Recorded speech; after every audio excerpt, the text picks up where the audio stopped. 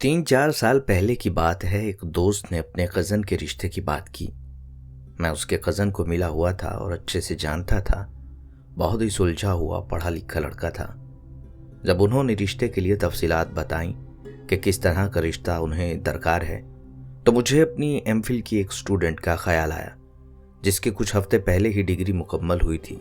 मैंने अपनी स्टूडेंट से कुछ बुनियादी मालूमात लीं और उसे रिश्ते के बारे में बताया, पता वगैरह लिया और उसकी इजाज़त से अपने दोस्त और उसके कज़न के वालिदैन को लेकर उनके घर चले गए।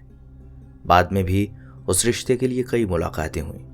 लड़की के वालिदैन से रिश्ते की बात की, बताया कि लड़का पढ़ा लिखा है, अच्छी पोस्ट पर जॉब करता है, फैमिली भी छोटी सी है, माँ बाप के साथ एक छोटी बहन और एक वो लड़का।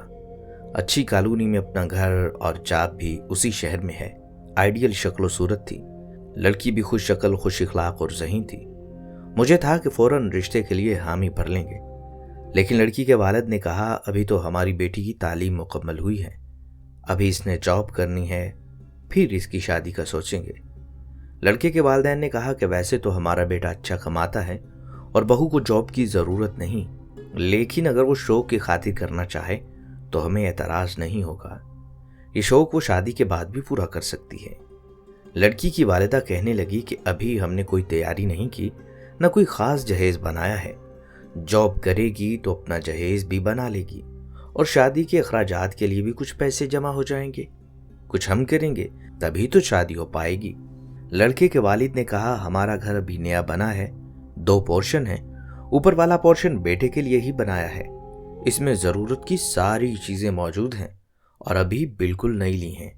आप हमारे घर आएँ, देखें, फिर भी आपको लगा कि कुछ कम है या किसी चीज़ की ख़ास ज़रूरत है, वो हम शादी से पहले ही ख़रीद लेंगे। बाकी शादी के अखराजात में हक महर और वलीमा तो है ही लड़कों वालों पर।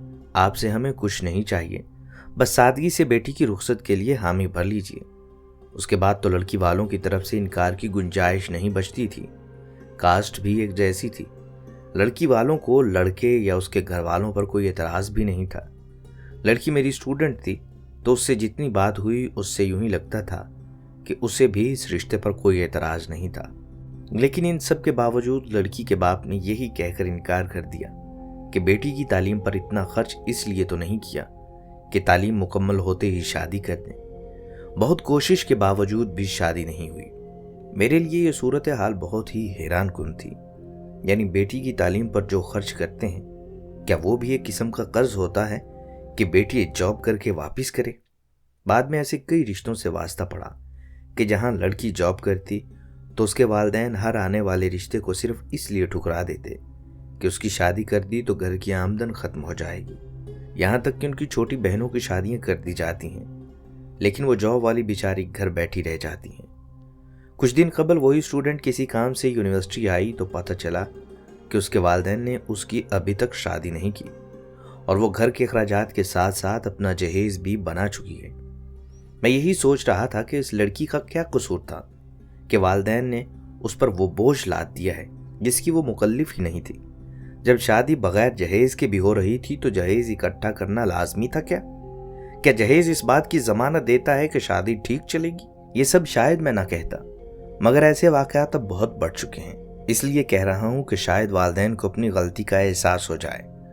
अगर तालीम मुकम्मल होने पर उसके अखराजात बेटियों की जॉब से ही पूरे करवाने हैं तो बेहतर है उनको आला तालीम दिलवाने से पहले ही उनकी शादियां कर दें। तल्ख है मगर सच है।